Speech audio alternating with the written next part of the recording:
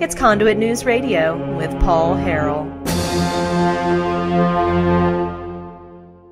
Yesterday, ladies and gentlemen, news broke of a lawsuit that was filed in Pulaski County. Plaintiff versus Governor Asa Hutchinson and Asa Hutchinson individually.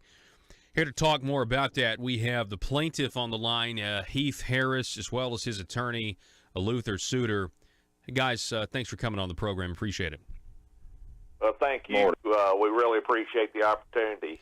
It's an important issue. It really does seem like that. And I've read the lawsuit. We read it, I guess, in the first hour of the program. But I just wanted to kind of get a firsthand account here. And then, Luther, I'll go to you.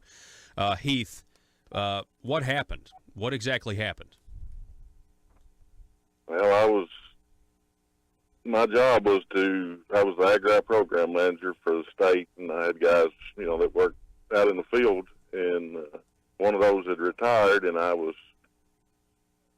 put in a position to hire for a position, and I was taking applications, and I was asked by the deputy director if I had an application for a certain guy, and told him, I said, no. I said, it must not come through HR. It must not met requirements, so it was rejected. And he said, well, you need to get that application because it come from the governor.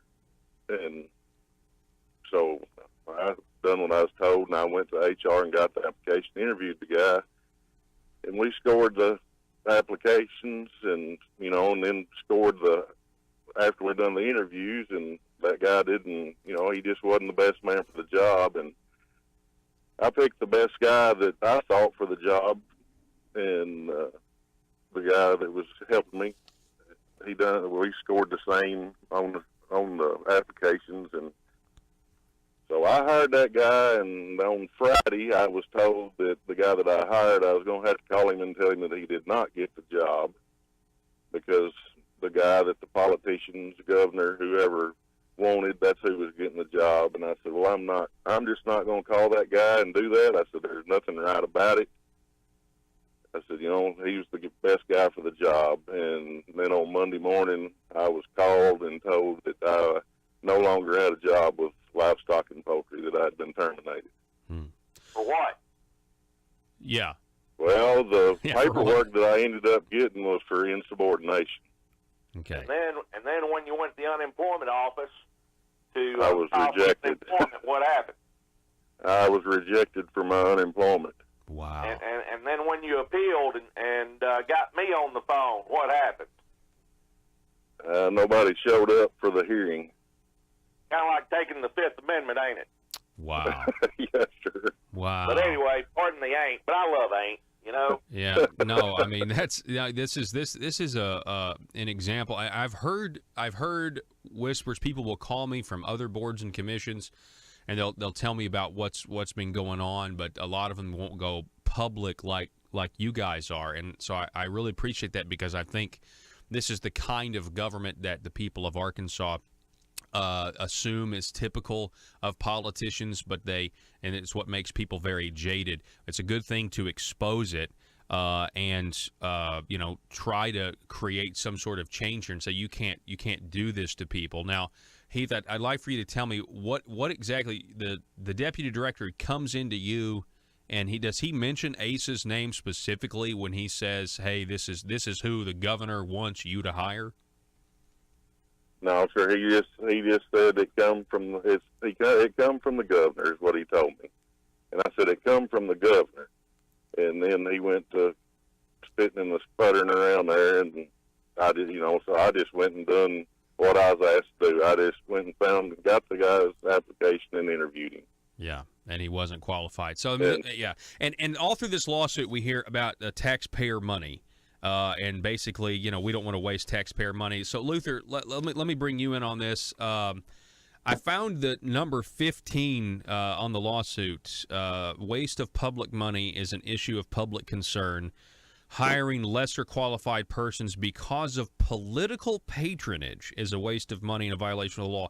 So is it assumed or do we know that the person that they did in fact hire, that according to the lawsuit the governor wanted hired, was he a campaign contributor or to the governor or to some politician? Is that the facts? Well, one man's assumption is another man's fact, Paul, but I think I'm on fairly strong ground to assume that politicians don't do anything for free. That's a good point. And so, what this is about, Paul, is our Arkansas Supreme Court, which is presently being deluged by dark money. We saw the results of that in January when the Arkansas Supreme Court held that the state cannot be held liable in state court. And I know you'll recall that ruling when I came on your show last. Yeah, definitely, yeah. And overnight, many Arkansans who had paid me thousands of dollars to hold the state accountable lost their lawsuit, ostensibly. Now, we're still fighting it in a case called Singer versus Milligan, and hopefully the Supreme Court will take another look at this. But Paul, the working man is becoming increasingly frustrated with the inability to get justice. You can't, in the current system, you can only get as much justice as you can afford, and right now it's little to nothing because of decisions like this that cause that give state officials the ability to fire a man even if he did the right thing. And Paul, unfortunately, Heath is not the only case. It's the case that walked in my door. And Heath will tell you, originally I asked him for my normal retainer, and he just absolutely couldn't do it. He's a working man that has worked all his life in livestock, and he absolutely couldn't afford to pay me. But his story was so compelling that I could not turn him away. And I don't think the people of Arkansas are going to be able to turn him away either. Because in this Supreme Court race that we've got going on, and in the primary between Asa and Jan Morgan, we have choices. And I'm calling on David Sterling, the Arkansas Supreme Court candidate, to stop the dark money ads and tell the truth. I'm no politician. I don't particularly, I've run for office, but only to hold them accountable when nobody else would. Well, so I'd like to stick on the just the issue of this particular lawsuit because I find the fact that the governor has a lot of boards and commissions. Yes. And this could be going on, widespread. I mean, it is going on widespread, Paul. That's the point. Well, I just feel like I said earlier, we have essentially, if everybody who's on every board and commission is expected to be completely 100% loyal to the governor, and then I guess I would just say you've got basically an army of people that are going to reach out in their sphere of influence and demand this loyalty also. It just, to me, it promotes the power of incumbency to an uncomfortable level, in my opinion. Hey, that is beyond debate, and it applies to both political parties. It applies to both political parties equally, Paul. But what I was saying does relate directly to this lawsuit, because the governor has said that he will waive sovereign immunity in appropriate cases. So we're going to the people, and we're asking him to waive sovereign immunity in all whistleblower cases, every single one, Paul, because the taxpayers of the state of Arkansas deserve better. They deserve a debate between Asa and Jan Morgan. They deserve accountability in state government, and the common man deserves a voice. And I, for one, am tired of our justice system being demonized and taken down the wrong road, like Issue 1, sovereign immunity, and even this. Lawsuits achieve results. And, Paul, if we don't start giving the working people of Arkansas justice, they are going to take justice into their own hands, and that is unfortunate. Okay, so I appreciate you making that connection. So you're making the connection between the sovereign immunity ruling. So with this particular case then, Luther, what Is that why Asa Hutchinson? I mean, it says he's sued here individually and in his official capacity as governor. But you're saying that there is a possibility that the courts say, the governor can't be sued in this instance? Yes. Wow. Well, that would be And- that'd be very frustrating to the average person. And it's frustrating to Heath. And it's frustrating my other 30 clients. Paul, this particular case is Asa Hutchinson's first opportunity to do what he says he's going to do. Jan Morgan says she'll do what she says. We'll see. I don't know her. I don't know. I don't have a particular dog in that fight, other than I want working people to have access to justice. And Asa, the key to this is in Asa's hand. He appointed the special justice that ruled with a majority. But then he tried to walk it back and say, "Oh well, I'll waive it." Well, let's see, Governor. Let's see. I've not heard from your office. Maybe the Attorney General, Leslie Rutledge, will call me. Maybe not.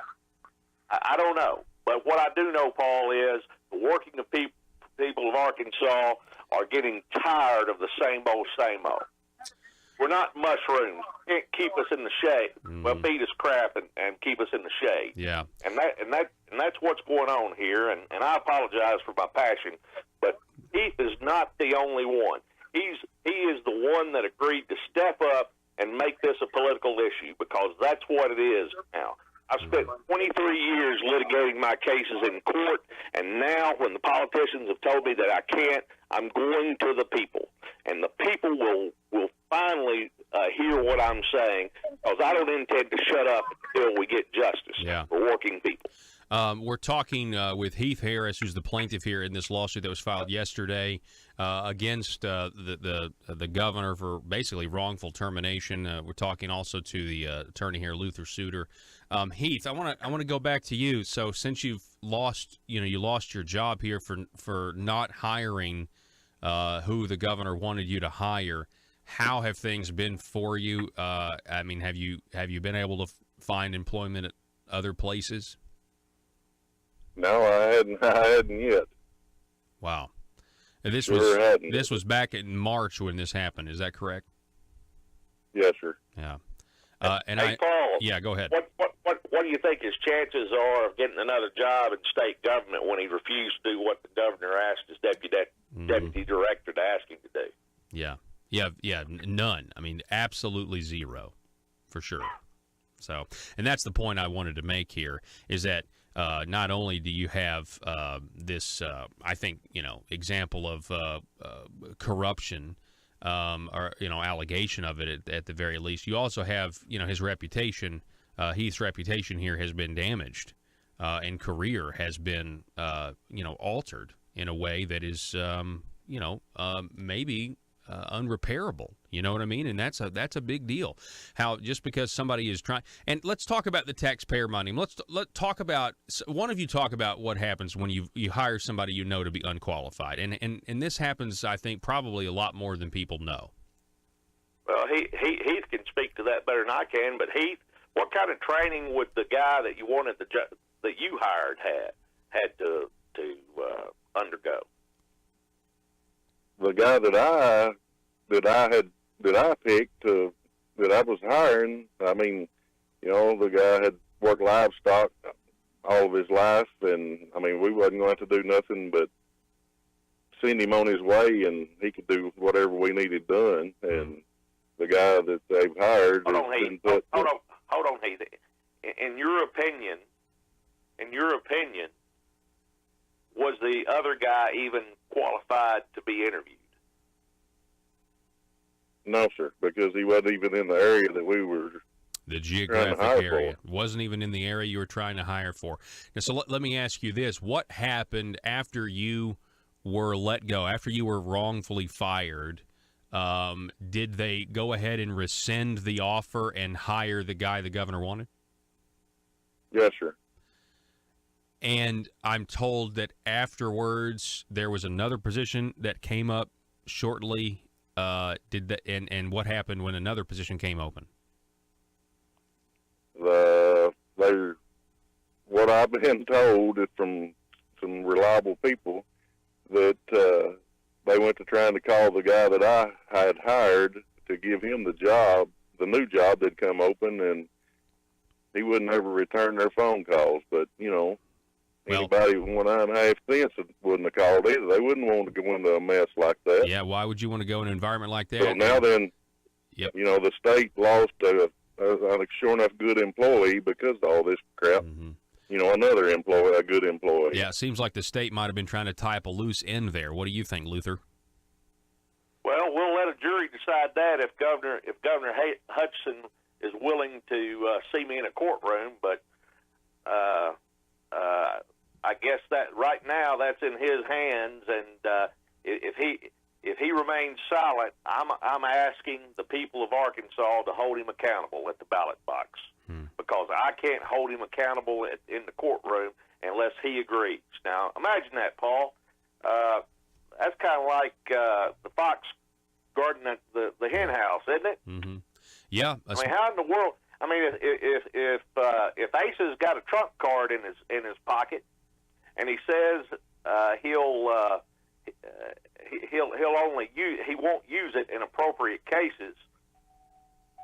Mm-hmm. Those words seem kind of hollow in the face of silence, don't they? Yeah, so we'll waive the sovereign immunity for all whistleblower cases, except if it's against the governor in his official capacity. That's not going to look too good if he does that. But isn't silence the same? I mean, that's why I'm on the radio. The governor's office won't return my phone call. Mm-hmm. Yeah. I mean, if the governor's office, I'm not asking for the governor to call me himself, but I'm sure we've got one or more state lawyers that could return a phone call, don't you? Yeah, I would assume so. Well, hey, listen, guys, I appreciate you coming on the program. This is fascinating to me. I have heard about stuff like this for a very long time happening. This bullying, using power over the people, demanding loyalty. But this is the first time anybody's ever actually come forward and stepped up. So Heath Harris, Luther Suter, I appreciate you guys so much for standing up and exposing what is going on and actually going on record and saying this happened to me. This was a wrong. This was an injustice. And I wish you guys the best of luck and keep us posted, okay? Well, Paul, we appreciate you. And remember, a vote for life is a vote against issue 1 in November. But that's another issue. That is another issue, but I agree. I agree with that. Family Council agrees with that as well. We're going to be talking with. We appreciate you guys. We'll talk to you guys soon. Jerry Cox is actually going to be on the program on Thursday at 7:33, talking about issue 1 and Family Council's opposition to this bad tort reform law. Folks, we've got to go to break. We will be back here in just a moment.